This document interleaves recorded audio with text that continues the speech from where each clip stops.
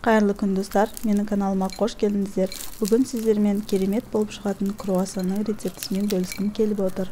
Сырты қытырлақ, іші өте жұмсақ, дәмді болып шығатын круассанның рецептісі. Жылы сүтке жылы суды қосып, үстіне қант саламыз, ашытқы салып, бәрін жақсылап араластырып, үстін жауып, 10-15 минуттай күтеміз. Ашытқы қабынған соң үстіне сұйық май, тұз, 2 жұмыртқа саламыз. Бір жұмыртқаның сарысын бетіне жағу үшін алып қаламыз.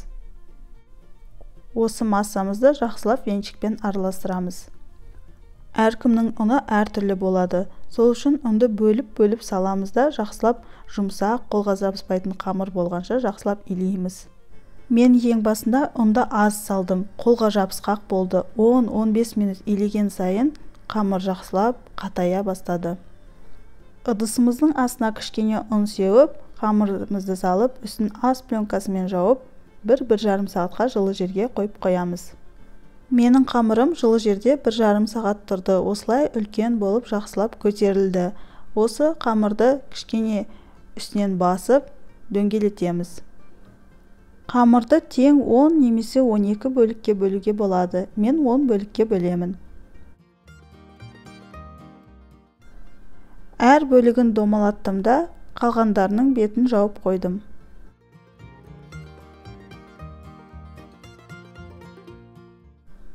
Үстеліміздің үстіне кішкене ұн сеуіп, домалақтарды бір-бірлеп, қалыңдығы 3 мм болатындай қылып жаямыз. Қамырымыз өте жұмсақ, сол үшін оңай жайылады. Жайылған домалақтардың үстін жауып қойған дұрыс, себебі кеуіп қалуы мүмкін.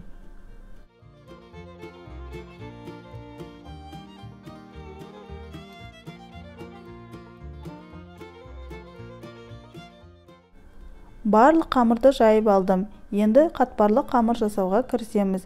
Бөлме температурасындағы жылы сары майды барлық қамырдың үстіне жақсылап жағып шығамыз. Үстіне екінші қамырымызды қоямыз да, шеттерін біріктіреміз. Сосын бұның да үстін жақсылап сары маймен жағамыз. Барлық қамырларды осылай істеп шықтым. Ең үстіне сары май жақпаймыз. Ең үстіңгі қабатын орналастырып, шеттерін біріктіріп шығамыз.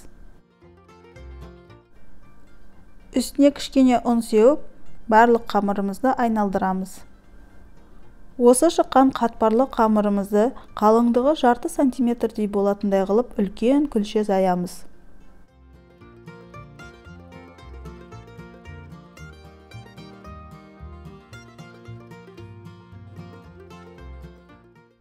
Бұл ингредиенттерден менде 16 үлкен круассан шықты, немесе 24 кішкентайлау круассан жасауға болады.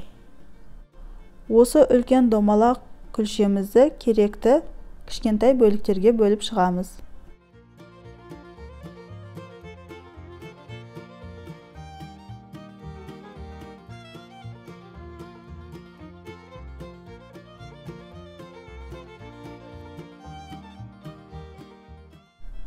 Әрбір бөлікті видеода көрсетілгендей кішкене тағы да кесіп шығамыз.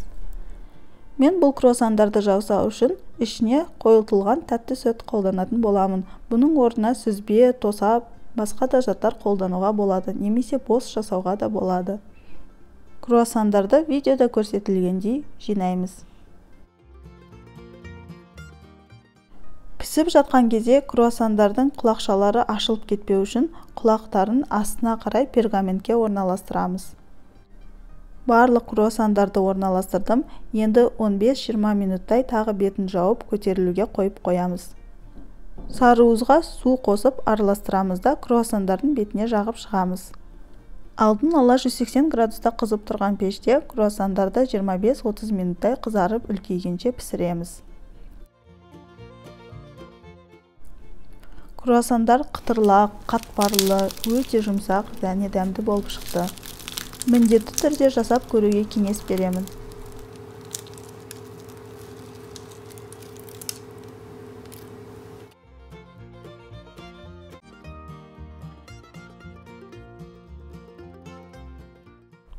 Видеоны соңына дейін қарағандарыңыз үшін рахмет. Менің каналыма тіркеліп, қоңыраушаны баса кетіңіздер. Сіздермен болған баршын келесі видеоларда жүздескенше.